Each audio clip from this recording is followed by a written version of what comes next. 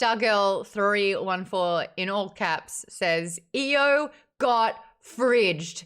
Now, the term fridging is usually when a female character, usually a love interest, is killed off because the story really can't propel until she's dead. They kind of just take care of her. So they put her in the fridge. What did the actual term cover? I was from an actual comic book where I think they put the girlfriend in the fridge. So that's where it's like Jump the Shark was an actual episode where the shark jumped. There was an actual character, a woman, that got put in the fridge. Let's talk about EO getting fridged. Do we think that this is 100% a fridging, or do you think that this story needed the death of EO to be able to get him into his rage and to get him into this sort of like headspace to be able to undertake taking down the golds? Or is EO even dead? That's my theory. I don't think she's dead.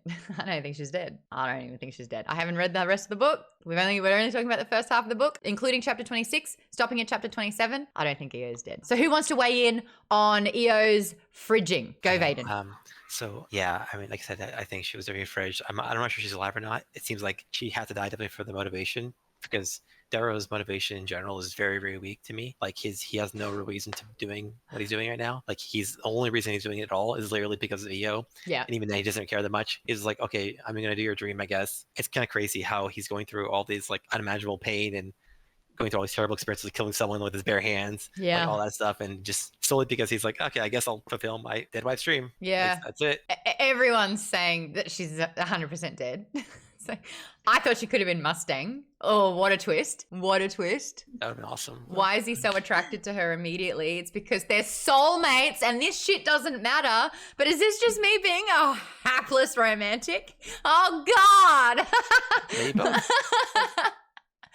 Yes, Colleen? This is one of the comparisons I saw to Andor. Marva's last speech, when she used her funeral speech to kind of incite riot. And EO did something very similar. She planned it. It wasn't, I mean, I guess to some extent it was a fridging, but she didn't plan this. She knew what she was doing and used it as a call to arms. Mm-hmm. She was trying to incite not just Darrow, but her whole community. Yeah. You're exactly right. She needed it to be a catalyst. That's what a martyr is. It's like, it's going to take my life, but I need this message. I need this to incite the light under people's butts to get going. And it did.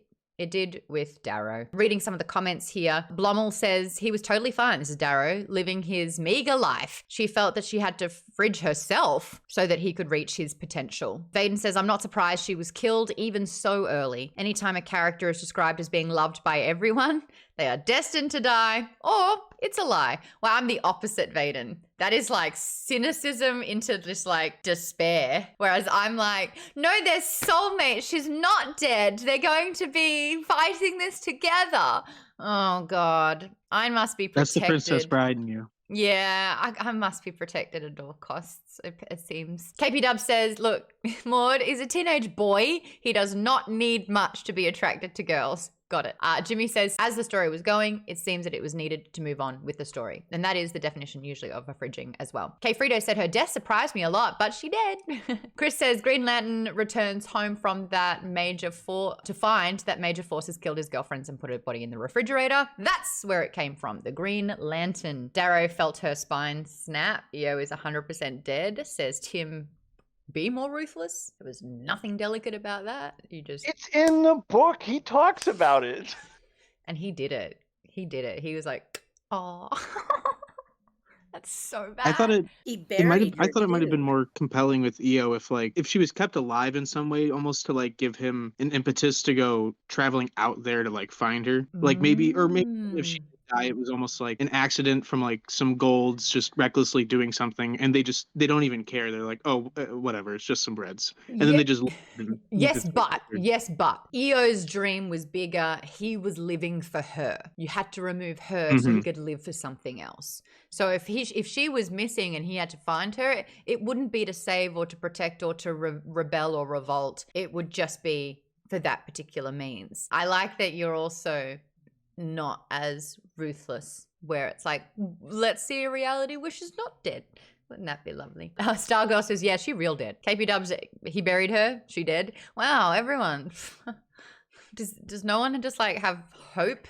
coursing through their veins. Yeah, this isn't a book that inspired. It's dark. Yeah. Here again, this is like Andor. This is dark. Andor, Lord of the Flies. Yeah, they don't leave a lot of room for hope, except possibly in the long game. You know what? It did give a little bit of 1984, a little bit of like being monitored, being like having rights revoked, you know, you're placed here, you're placed there, you know, being lied to by the government, being kept in the dark. So, yeah.